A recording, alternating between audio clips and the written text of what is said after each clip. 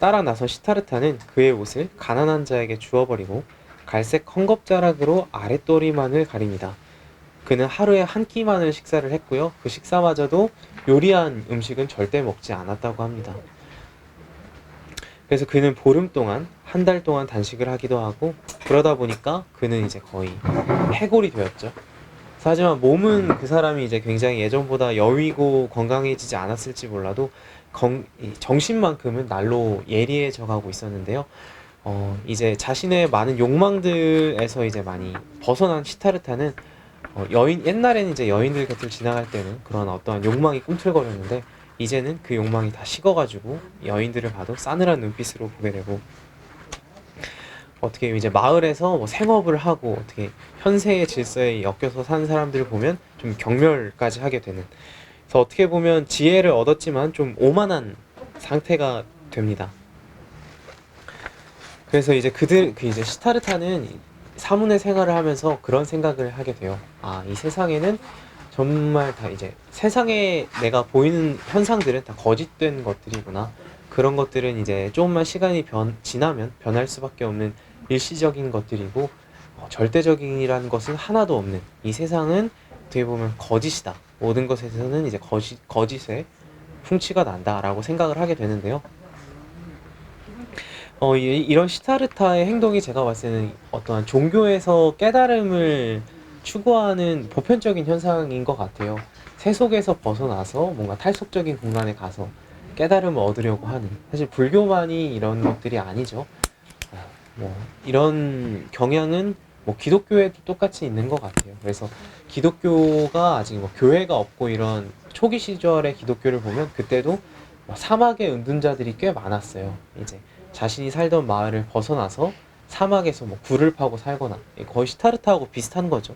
그래서 어떠한 일화 같은 경우는 사막에 기둥을 세워놓고 거기서 죽을 때까지 또 내려오지도 않고요. 뭐 이러한 것들도 있고, 교회가 생기고 나서 뭐 중세가 돼서는 수도원이 굉장히 폐쇄된 공간이었죠. 그래서 성직자들은 결혼도 하지 않고 그 안에서 이제 신만을 모시면서 사는 것인데,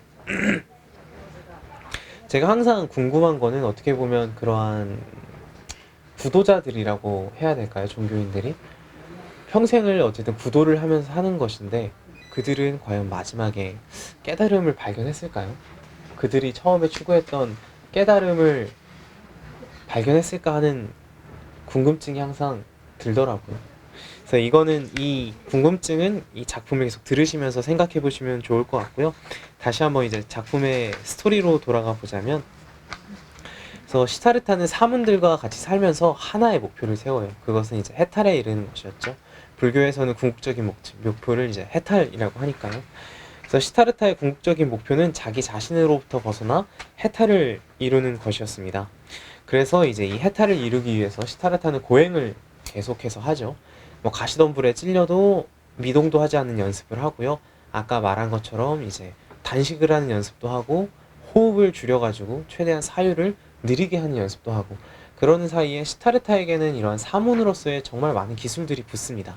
그래서 이게 어느 정도였냐면요, 이 사람이 명상을 하면 그 인식을 세계로까지, 자신의 외부로까지 확장을 해서 대나무 숲 위를 나는 해오라기가 되기도 하고, 저기 멀리서 썩고 있는 자칼의 시체가 되보기도 하고, 그러니까 이런 식으로 시타르타는 명상을 통해서 삼라만상으로 변화를 하며 이 세상의 모든 슬픔과 생명을 경험을 합니다.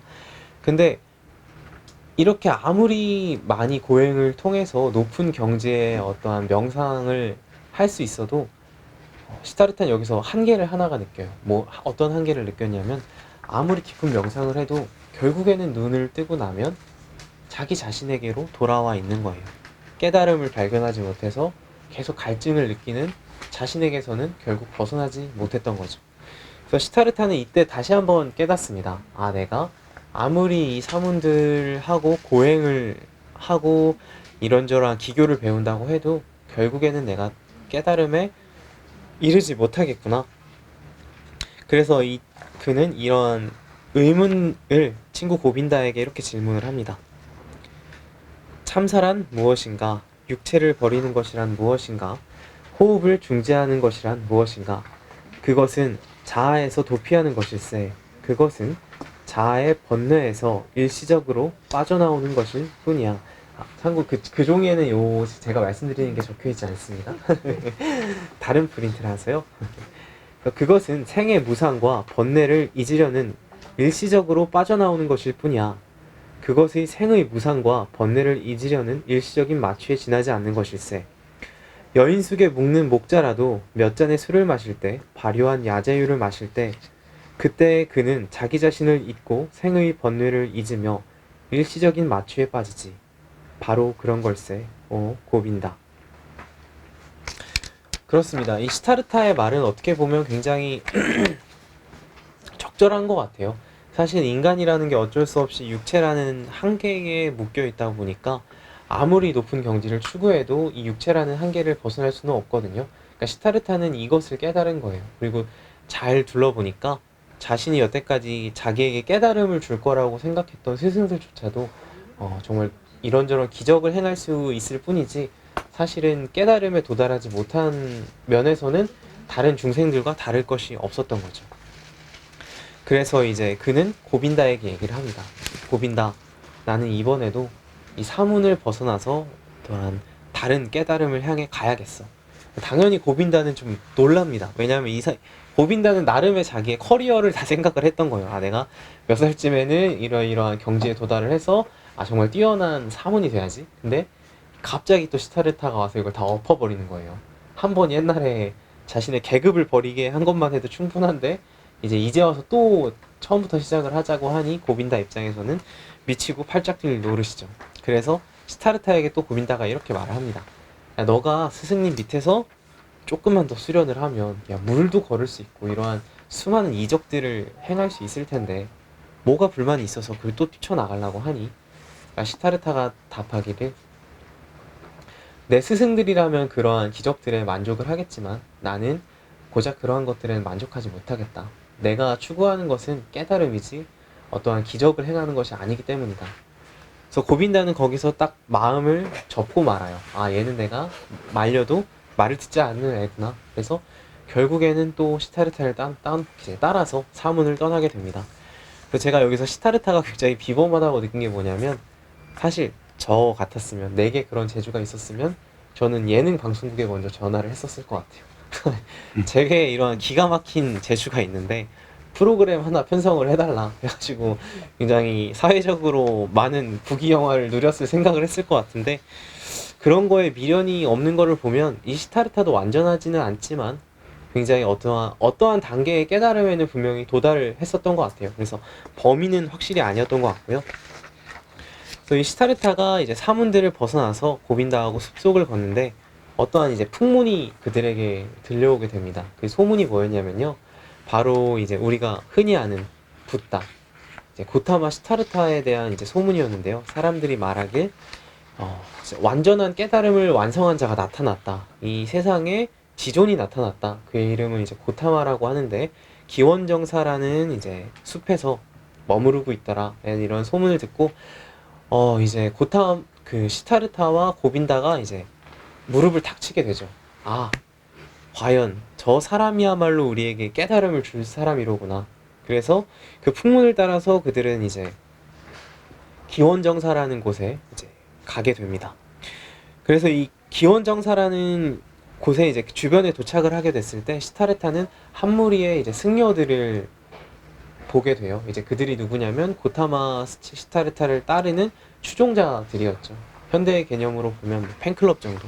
그래서 이런 승려들을 보게 되는데 그 안에서 고타마 본인을 이제 시타르타가 보게 됩니다. 그래서 그 고타마를 봤을 때의 장면을 이 시타르타가 어떻게 얘기를 하고 있냐면요.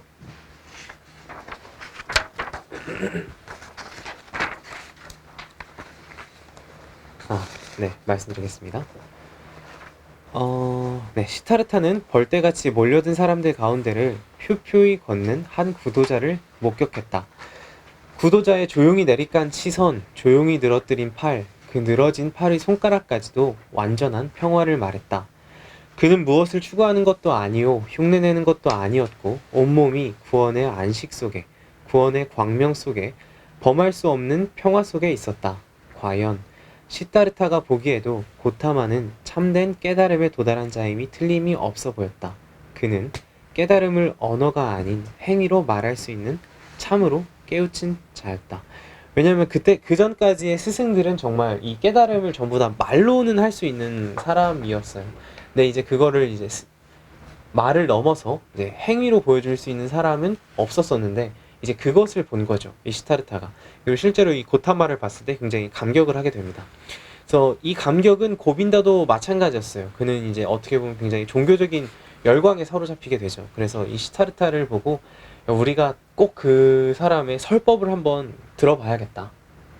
우리 설법을 들으러 가자 해가지고 시타르타를 끌고 기원정사에 가서 이제 고타마의 설법, 그러니까 붓다의 설법을 듣게 됩니다. 그리고 여기서 이제 고빈다는 굉장히 나름의 깨달음을 얻게 되죠.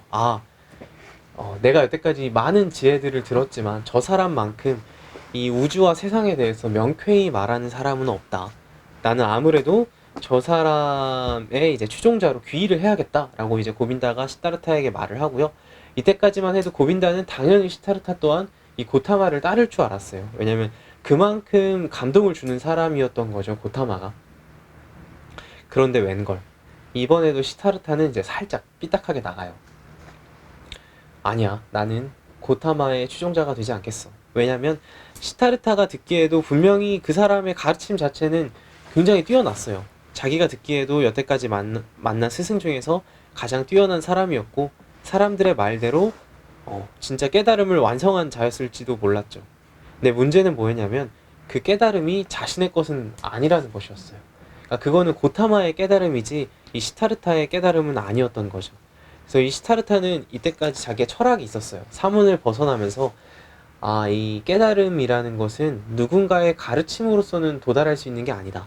결국에는 스스로 깨우칠 수밖에 없는 것이 깨달음이다 라고 생각하기 때문에 내가 이 설법을 들어서는 결국에는 아무리 시간이 지나도 이 고타마처럼 깨달은 자가 될 수 없다고 생각을 해서 고빈다처럼 귀의를 하진 않습니다. 그래서 여기서는 이제 고빈다가 드디어 이제 스스로의 결정을 내려요. 여태까지는 시타르타의 그림자처럼 그를 쫓아다녔다면 이번에는 드디어 이제 독립을 할 생각을 하게 됩니다. 그래서 여태까지 너무 고마웠고 재밌었지만 자네와 나는 여기까지인 것 같아 하면서 이제 고빈다는 그 길로 고타마 시타르타에게 귀의를 하고요. 시타르타는 나름대로 또 길을 가게 됩니다.